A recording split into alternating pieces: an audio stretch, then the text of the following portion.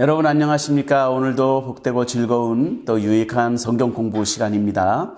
계속해서 성경에서 성경을 향하여 우리가 던질 수 있는 질문들에 대해서 좀 이야기하고 있는데요. 오늘은 언젠가 한번 제 아이가 그런 질문한 적이 있어요.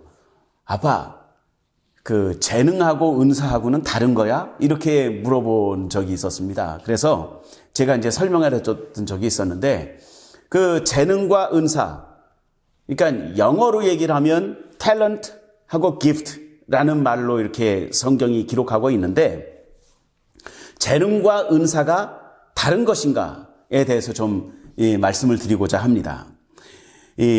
굳이 말하면 재능은 날 때부터 대부분의 경우에 유전적으로 가지고 태어나는 그런 어떤 능력들을 이제 재능이라고 부르는 경우가 많이 있습니다. 어떤 사람들은 거의 그게 훈련으로 되어지는 거라면, 제가 훈련을 굉장히 많이 했는데 그게 잘 안 되는 거 보면 어느 정도는 갖고 태어나는 것 같아요. 저는 노래를 정말 잘하고 싶은데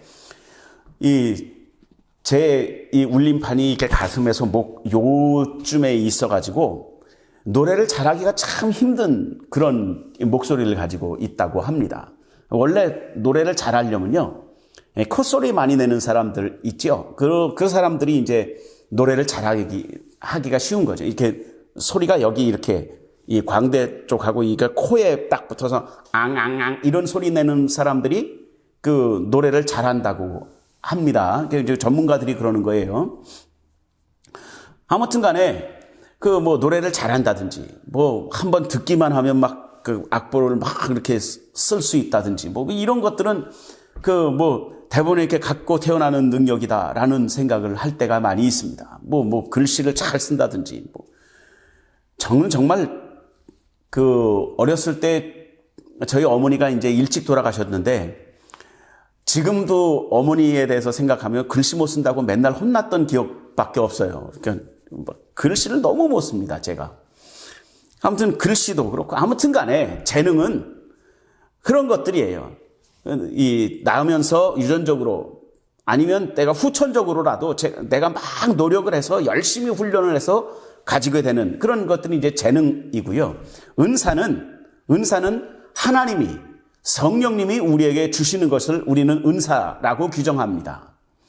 근데 대부분의 경우에 재능과 은사가 같은 경우가 많아요. 같은 경우도 많고, 왜냐하면 하나님께서는 우리가 가지고 있는 어떤 재능들을 가지고 그것을 은사로 활용하도록 만드시는 경우가 굉장히 많기 때문입니다. 그래서 재능과 은사가 어떤 경우에는 굉장히 같은 경우도 있고 어떤 경우에는 다른 경우도 있지요.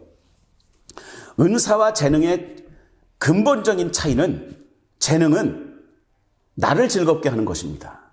그러니까 노래를 잘하고 내가 어떤 글씨를 잘 쓰고 내가 말을 잘하고 연설을 잘하고 뭘 잘하는 것으로 그것이 나에게 유익이 되는 거예요. 나의 유익이 되는 것이죠. 그것이 이제 재능입니다. 근데 그 재능이든 아니면 성령님이 따로 공급하신 것이든, 은사는 어떻게 구분을 하냐면 나의 유익을 위해서 주신 것이 아니라 교회의 유익을 위해서 주신 것이 은사다라고 성경이 기록하고 있습니다.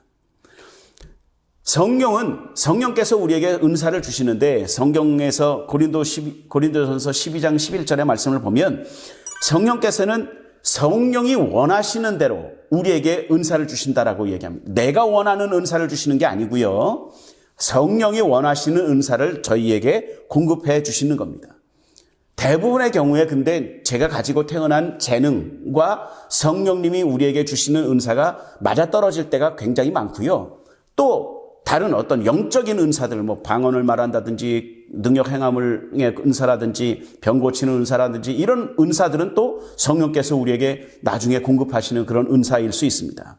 아무튼 간에 재능은 자기의 유익을 위해서, 자기의 즐거움을 위해서, 자기를 나타내는, 자기의 유익이 되어지는 데 쓰여지는 것이라면, 은사는 다른 사람을 위해서, 교회를 위해서 쓰여지는 것이 은사입니다.